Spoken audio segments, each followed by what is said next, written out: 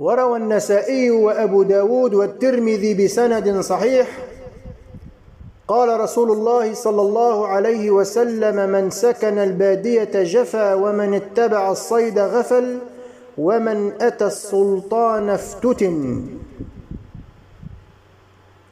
من أتى السلطان افتتن، كما ترون اليوم حال المرجئة والجهمية، أتوا إلى أبواب السلاطين فافتتنوا في دينهم والعياذ بالله.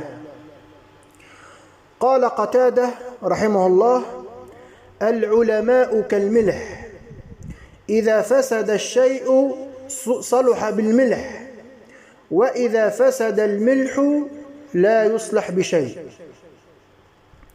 إذا فسد العلماء الله على الدنيا. وقد نهى النبي صلى الله عليه وسلم أن يتعلم لغير الله. أخرج ابن ماجه وابن حبان والحاكم بسند صحيح عن جابر بن عبد الله قال: قال رسول الله صلى الله عليه وسلم: لا تتعلموا العلم لتباهوا به العلماء، ولا لتماروا به السفهاء، ولا لتحتازوا به المجالس، فمن فعل ذلك فالنار النار.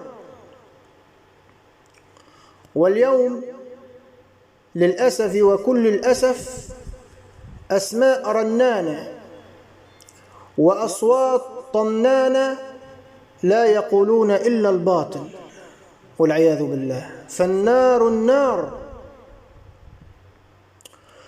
وسأل عمر بن الخطاب رضي الله عنه في أثر أخرجه الدارمي بسند صحيح، سأل عمر عبد الله بن سلام رضي الله عنه فقال: يا عبد الله، من أرباب العلم؟ فقال عبد الله: الذين يعملون بما يعلمون.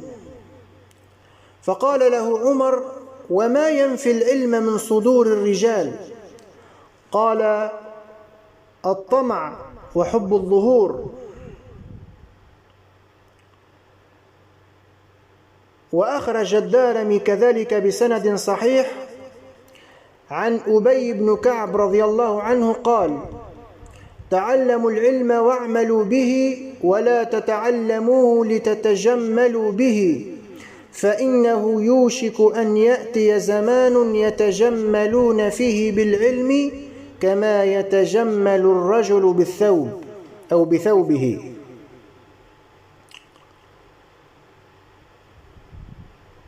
هذا هو حال العلماء من السلف. وقد روي في أثر أن عبد الله بن المبارك رحمه الله لما سمع بالربيع بن أنس الخرساني فإذا به في السجن، فتحيل ابن المبارك حتى دخل السجن ليأخذ الحديث عن الربيع رحمه الله، فأخذ عنه 40 حديثا. وما أعز طلب العلم بهذه الطريقة. رحمة الله على علمائنا من السلف والخلف من أهل السنة والجماعة. سبحانك اللهم وبحمدك، أشهد أن لا إله إلا أنت، استغفرك وأتوب إليك.